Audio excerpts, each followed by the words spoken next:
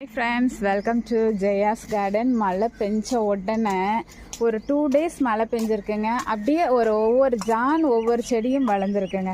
ஒரு மழையில் நம்ம அவ்வளவு தண்ணி ஊற்றி பார்த்து உரம் போட்டு என்னெல்லாமோ பண்ணுறோம். இன்னைக்கு பாருங்களேன், டக்குன்னு ஒரு வளர்ச்சி. எல்லா செடியிலையும் ஒவ்வொரு ஜான் அந்த ஒரு ஹைட் அப்படி வளர்ந்த மாதிரி ஒரு ஃபீல் ஆகுது. ஃபீல் இல்லை, நிஜம்தான். எல்லாமே வளர்ந்துருக்காங்க. இனி மழை காலம் வந்துடுச்சுன்னா மாடித்தோட்டம் அப்படி நிறைஞ்சு வழிஞ்சிரும் போல் தெரியுது. அவ்வளோ அழகாக இருக்குது.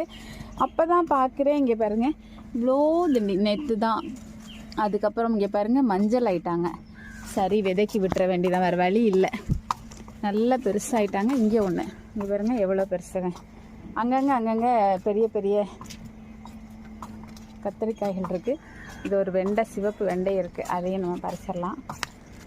அப்புறம் அந்த பக்கம் ஒரு பச்சை கத்திரிக்காய்.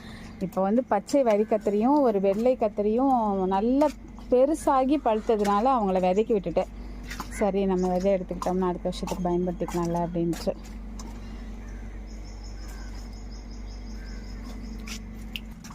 இந்த ஒரு நெய் கத்திரியும் நல்ல பெருசாக இருக்குது. சரி, இதையும் விதைக்கி விட்டுடலாம். ஏன்னா நெய் கத்திரிலாம் இந்த ஒரு செடி தான் இருக்குது. ஸோ திடீர்னு பட்டுச்சுன்னா அதனால் அதையும் விதைக்கி விட்டுருக்கேன். இங்கே பாருங்கள், பச்சை கத்தரி, வரி கத்தரி, அதையுமே ஒரு 2 விதைக்கி விட்டுருக்கேன். நான் எனக்கு போக ஃப்ரெண்ட்ஸுக்கு ஷேர் பண்ணலாம் அப்படின்ட்டு. ஏன்னா இந்த மாதிரி நம்மக்கிட்ட ரேராக நமக்கே தெரியாமல் ஒரு சில காய்கள் வந்திருக்கு அப்படின்னா அதை உடனடியாக நம்ம விதையை எடுத்துக்கிறது தான் நல்லது. ஸோ அதுக்காக விட்டுட்டேன். சீத்தாலாம் பாருங்களேன், சடனாக எனக்கு மேலே போயிட்டாங்க. இந்த ஒரு 2 நாள் மழைக்கே என்ன ஒரு அற்புதம். இந்த மழை தண்ணி அவ்வளோ அற்புதம் செய்யுங்க. சரி, வேறு எங்கேயாவது ஏதாவது பெருசாக கத்திரிக்காய் இருக்கான்னு பார்க்குறேன். 2 அண்ணம் கிடந்தது, ஒரு வெண்டையும் ஒரு கத்திரியும் இருந்ததுனால மற்றவங்களெல்லாம் கொஞ்சம்